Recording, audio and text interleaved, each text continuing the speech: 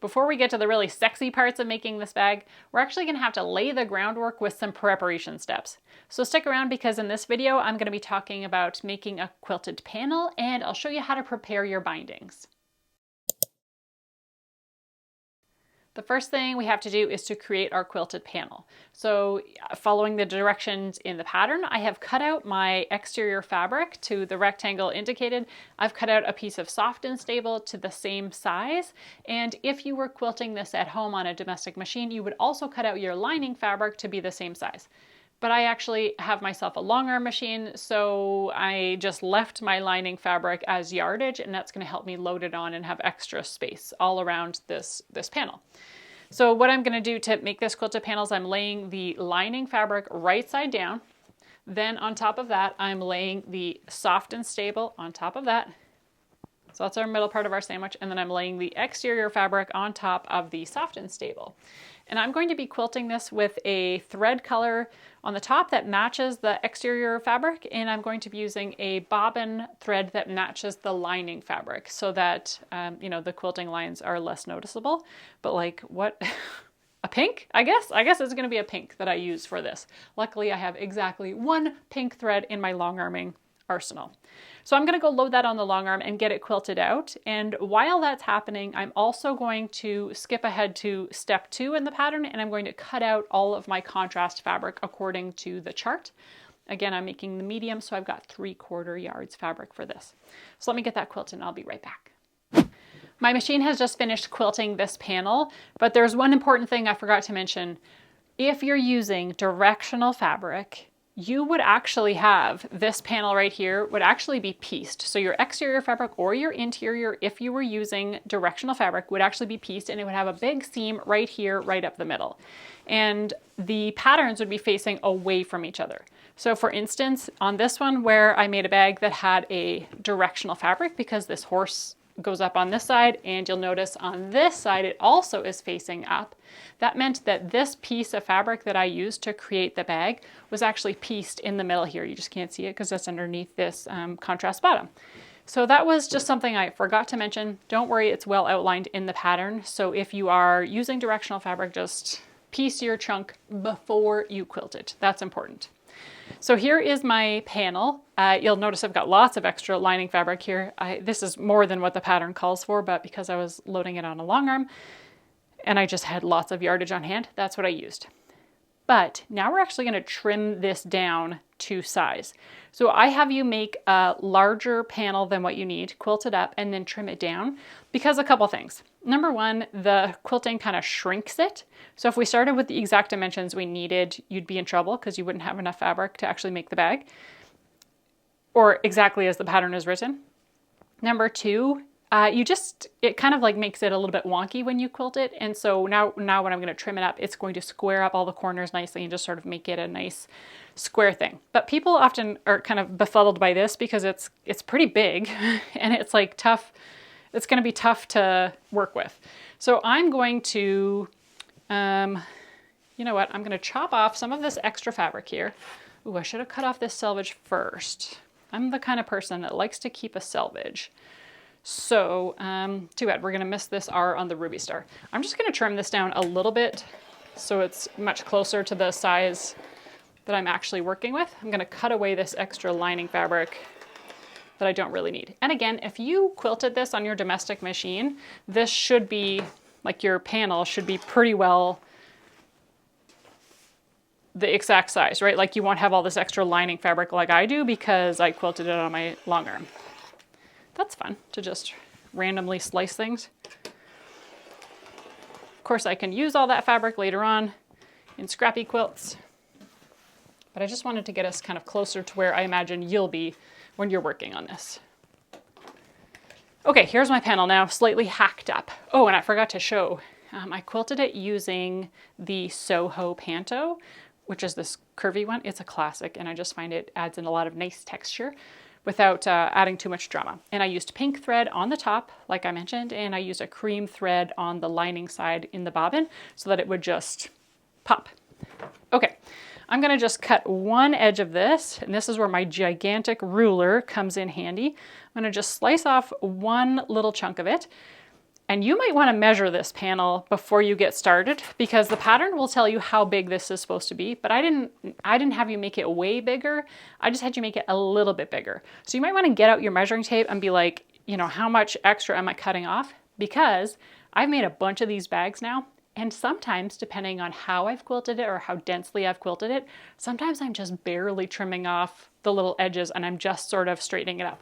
So if I went over here and I went and cut off a big chunk on this side, it might not actually be long enough. So I'm just gonna cut off the minimum amount needed right here just to kind of clean up this edge. And I've already measured this ahead of time, so I know that, I'm trying not to roll off the edge and like dull my blade. So I know that if I just trim off a tiny bit there, that's gonna work great. I'm gonna flip this around, lay it out on my cutting mat, and actually use the lines on my cutting mat to help me cut this down to width. So yeah, like I'm not cutting off very much of this whatsoever, you know? Yeah. Oh, I wonder if the top is catching the back of my head nicely. Yeah, so I'm not trimming off hardly any. I'm trimming off like maybe an inch or so, you know, total. And now I'm going to trim the long edges, and I'm going to do that by folding this in half. So I think people get stumped here. They're like, how on earth am I supposed to trim this giant thing? I'm going to align those top edges as closely as I possibly can. And again, I'm just going to trim one side first, just to kind of clean it up.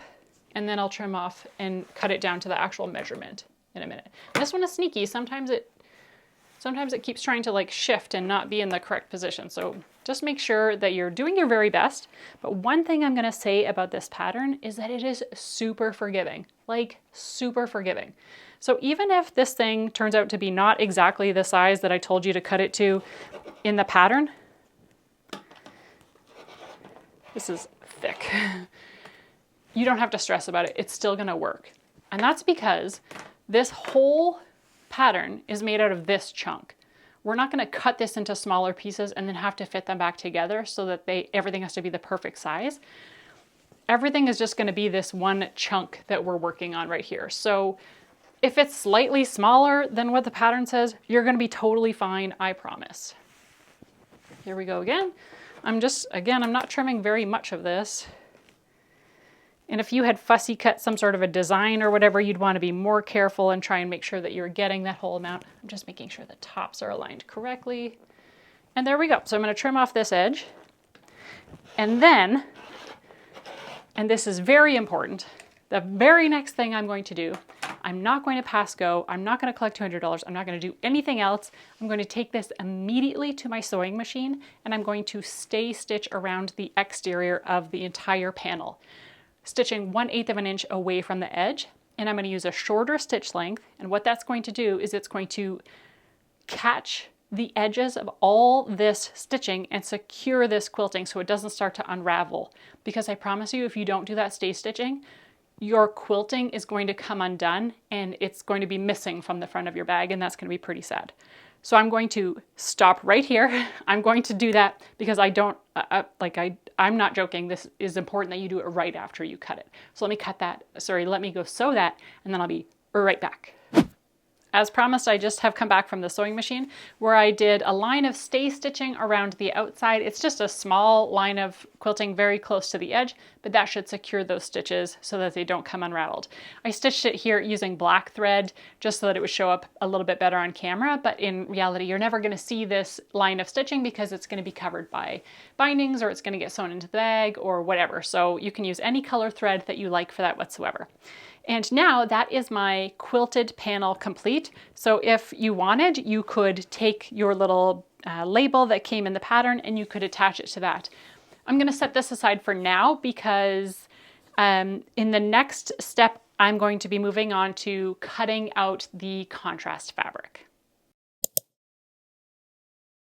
Step 2 of the pattern is to cut out the contrast fabric. So while my machine was stitching, I did that. The biggest piece will always be your contrast bottom, and you're going to want to pay attention to the cutting diagrams that were provided in the pattern, because if you cut it one way, hi Claire, so helpful. Because if you cut it one way versus the other, you'll either have enough fabric left over to cut out all the other pieces or you won't. So you want to just pay close attention when you're cutting that out. And again, contrast fabric, would not recommend using directional fabric because that's just going to cause problems. There are a couple things I want to mention about this. For the top binding, as well as the handle covers, you'll notice that I've actually joined this piece together. So this is joined together as per the pattern's instructions. The pattern had me cut out 2 long strips, join them together, and then cut them to a certain length.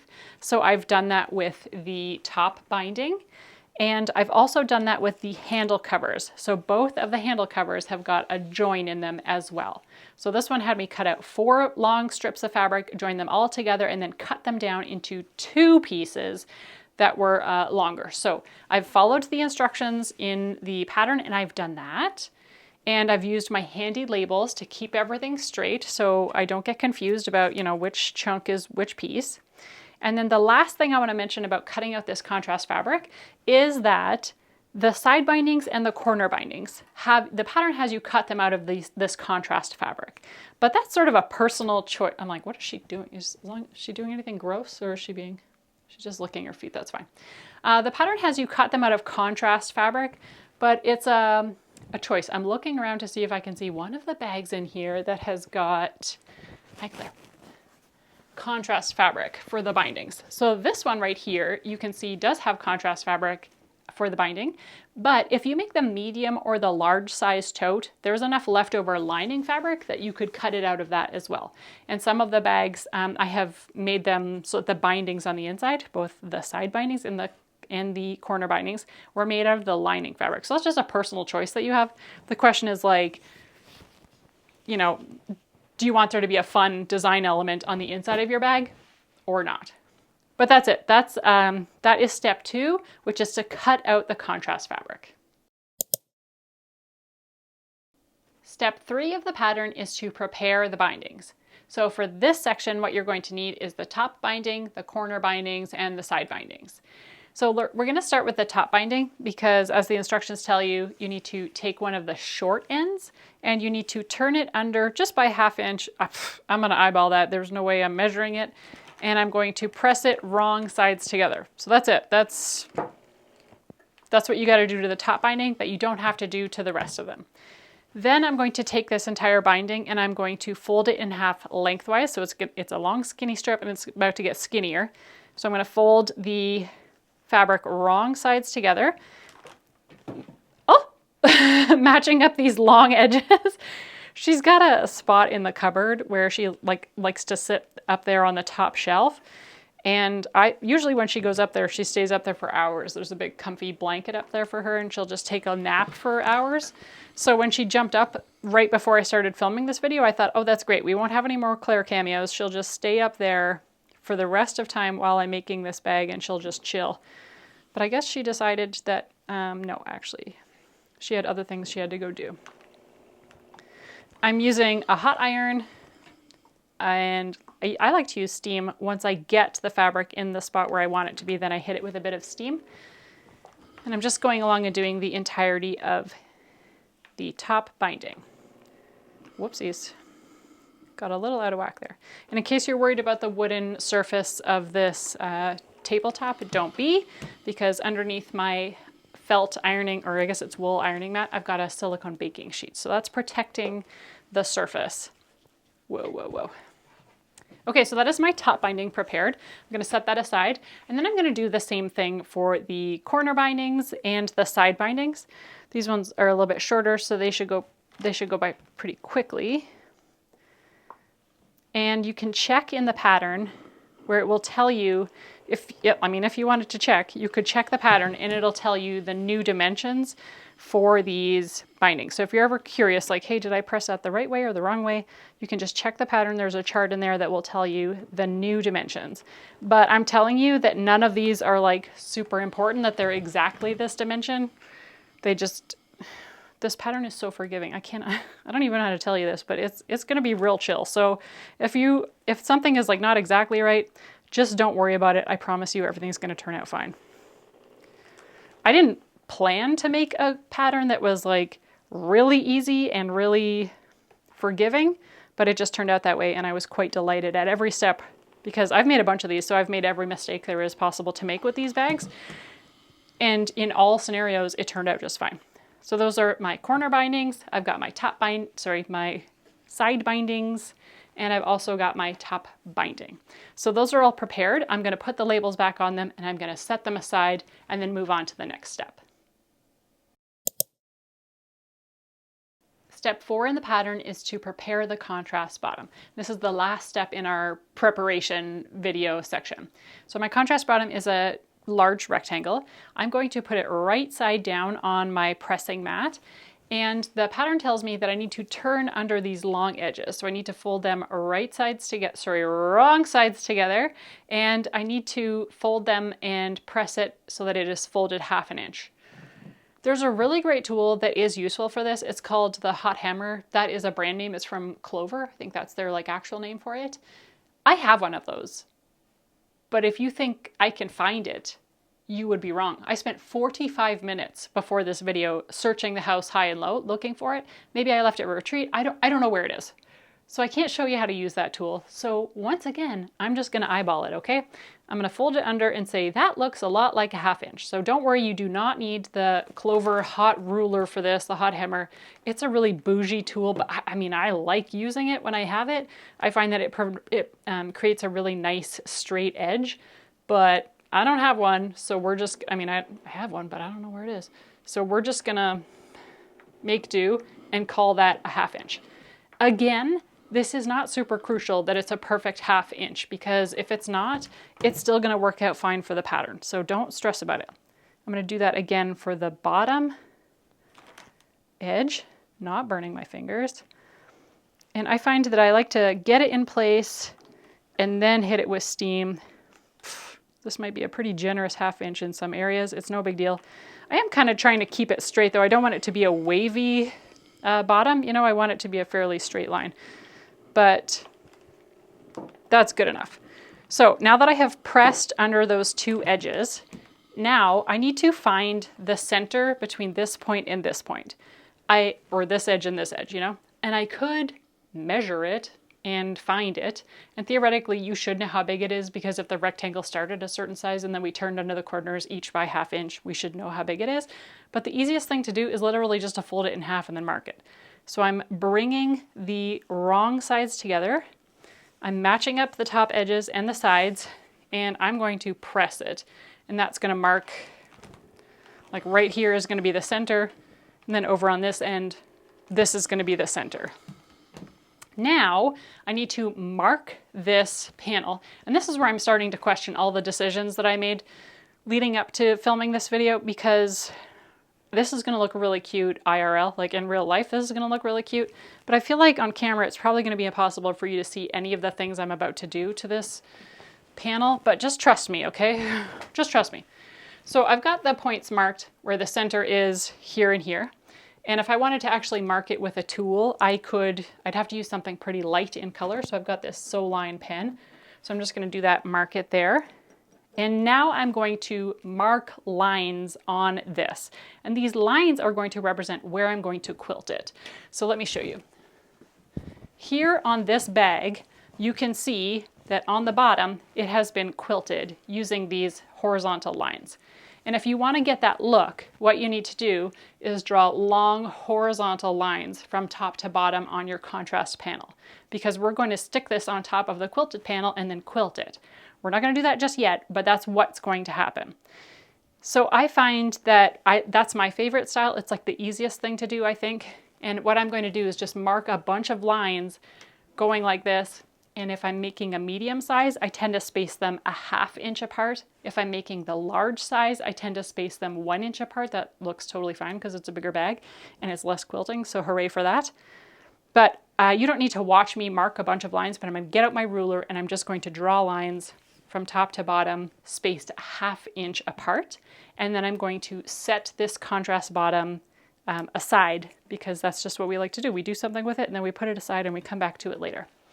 So that concludes this video, which was all about preparations, getting everything ready so that we can do the cool stuff later on. So in the next video, we're going to be tackling the handles, and when you're ready, I'll see you over there.